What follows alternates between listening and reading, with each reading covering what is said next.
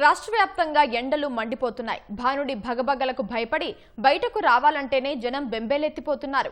Weather కు సంబంధించి మరిన్ని వివరాలు మా ప్రతినిధి ఓబులేషు విజయవాడ నుంచి ప్రత్యక్ష ప్రసారం ద్వారా అందిస్తారు.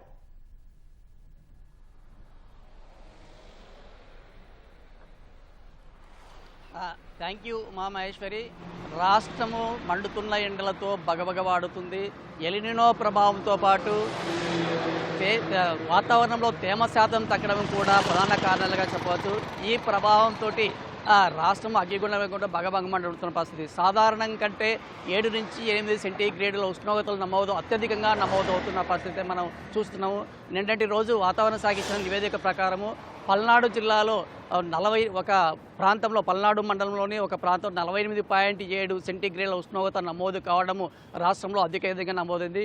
పగలు ఉష్ణోగ్రతతో పాటు రాత్రి ఉష్ణోగ్రతలు కూడా దాదాపుగా 45 నుంచి 45 సెంటీగ్రేడ్లు ఉండడం ఈ పరిస్థితికి నిదర్శనంగా చెప్పవచ్చు. ఈ నేపథ్యంలో సాధారణంగా ఆ పగటి ఉష్ణోగ్రతలు పెరిగినప్పుడు కూడా రాత్రి ఉష్ణోగ్రతలు క్రమంగా సాయంత్రం తర్వాత క్రమంగా తగ్గుముఖం పడుతూ చల్లబడే అవకాశం అయితే మనకు ఒక వేసవిలో కనిపిస్తుంది. అయితే ఈ ఏడాది గతం కంటే పరిస్థితులు భిన్నంగా రాత్రి సమయాల్లో దాదాపు 8 నుంచి 9 గంటల వరకు కూడా వేడి గాలులతో పాటు అధిక ఉష్ణోగ్రతలు నమోదు కావడం, ఇది కూడా పల్నాడు జిల్లాలోనే పల్నాడు జిల్లా అమరావతి మండలంలో 44 రాత్రి 7 గంటల సమయంలో 44 సెంటీగ్రేడ్ల ఉష్ణోగ్రతలు నమోదు కావడం పరిస్థితికి అద్దం పడుతుంది.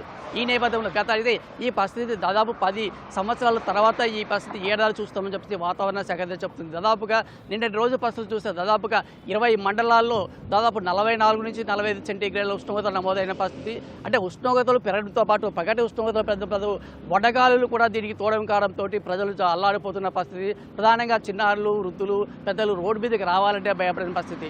అదేవిధంగా బయట అయితే ఎండ వేయడంతో పాటు ఇంట్లో కూడా సగ వేడి కొడుతున్న పరిస్థితి మనం చూస్తుందని చెప్పేసి ప్రధానంగా ఈ పరిస్థితిలో ప్రజలు బయటకు రావాలంటేనే భయాందోళన గుర్తున్న పరిస్థితి అయితే నెలకొందని చెప్పచ్చు. దాదాపుగా ఈరోజు నిన్న పరిస్థితి చూసుకుంటే దాదాపుగా 20 జిల్లాల్లో ఈ వడగాలు తీవ్ర ప్రభావం చూపాయి. ఈ రోజు కూడా దాదాపు 10 నుంచి 17 జిల్లాల్లో వచ్చేసి వడగాలు ప్రభావం చూపుతున్న పరిస్థితి అయితే ఉందని చెప్పేసి వాతావరణ శాఖ చెప్తుంది. ఈ పరిస్థితి 10 రోజుల పాటు మరింత ఈ ఎండల తీవ్రత రాష్ట్రంలో పెరిగే ఉందని చెప్పేసి వాతావరణ శాఖ అయితే హెచ్చరిస్తుందని చెప్పచ్చు. ఈ నేపథ్యంలో రాష్ట్ర ప్రభుత్వం హీట్ వేవ్ అనే ప్రణాళికను రూపొందించింది. హీట్ వేవ్ ప్రణాళిక నేపథ్యంలో ప్రజలను అప్రమత్తం చేయడంతో పాటుగా ఎక్కడికెక్కడ షేడ్ నెట్లు ఏర్పాటు చేయడము, దాదాపు జనసందోహము, రహదారి పట్టణ నగర ప్రాంతాల ప్రధాన కూడలలో గ్రీన్ షెడ్లు ఏర్పాటు చేయడం కూడా జరిగింది. అదేవిధంగా అన్నా క్యాంటీన్ల వద్ద, రైతు బజార్ల వద్ద కూడా చలివేంద్రాలతో పాటు కూడా షేడ్ నెట్లు కూడా ఏర్పాటు చేసి ప్రజల సంరక్షణ కోసం చర్యలు చేపట్టడం జరిగింది.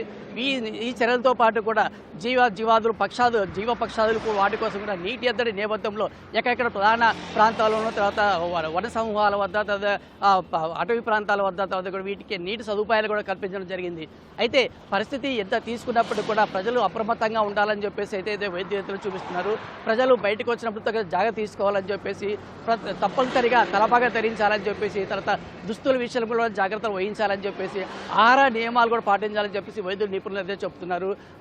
ఎలాంటి చల్లని పానీయాలు తీసుకోకుండా కేవలము కొబ్బరి నీళ్ళు, తర్వాత నిమ్మరసం వంటి ద్రవ పదార్థాలు తీసుకోవడమే కాకుండా ఆహార పదార్థాలు కూడా నియమాలు పాటించాలని చెప్పేసి అయితే ప్రధానంగా వృద్ధులు, చిన్నపిల్లల విషయంలో మరింత జాగ్రత్తగా ఉండాలని, అవసరమైతే తప్ప బయటికి రావద్దని చెప్పేసి ప్రధానంగా 12 గంటల తర్వాత బయటికి రావద్దని చెప్పేసి అత్యవసరమైతే బయటికి వస్తే తగిన జాగ్రత్త తీసుకోవాలని చెప్పేసి అయితే ప్రభుత్వం తర్వాత వైద్య నిపుణులు అయితే హెచ్చరిస్తున్న పరిస్థితి.